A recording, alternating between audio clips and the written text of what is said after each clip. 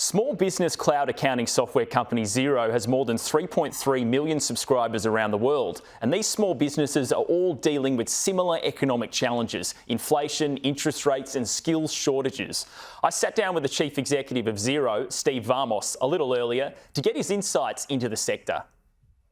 Your software gives you a lot of insights into what businesses are thinking. What do you see as some of the big challenges that businesses are facing at the moment? Yeah, look, I think that they're pretty well documented right now. Inflationary pressures, certainly for small business, getting paid faster is a real key issue because, right now, in a sense, they're funding late payments through their working capital and other means. And at the end of the day, what we want to do, and through Xero, what they can do is get paid faster and make that process more efficient.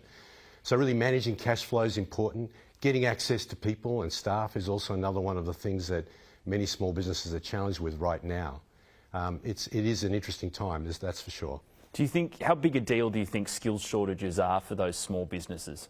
Look, I think that at the moment, the sense we get is that it is a significant concern. I think that, just anecdotally as well, when you look at the way that many small businesses are changing their trading times to adapt to the staff they have available. So I think it is a real concern. Are you seeing any signs of businesses being under a lot of financial stress or starting to go under?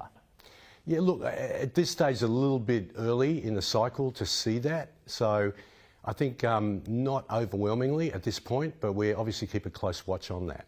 You've also got obviously operations in the UK, North America, as well as Australia, New Zealand. There's inflation in the UK and the United States is a bit higher than Australia. Are there any big sort of differences you can see between those economies? Yeah, look, I think it's really interesting, that many of these trends are consistent around the world, and I think that's maybe a reflection of globalisation, but also the fact we're all coming out of a couple of years of living in a pandemic world. So I think that many of those trends, to different degrees, they vary, but they're generally very similar.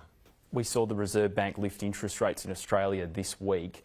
Is that making it more difficult for companies to access capital with the cost of funding going up? Yeah, look, it's a bit hard to say generally in that context, but one thing we do know is that small business has always been challenged in getting access to capital. And one of the things we're innovating in is exactly that space with a company we acquired called Waddle.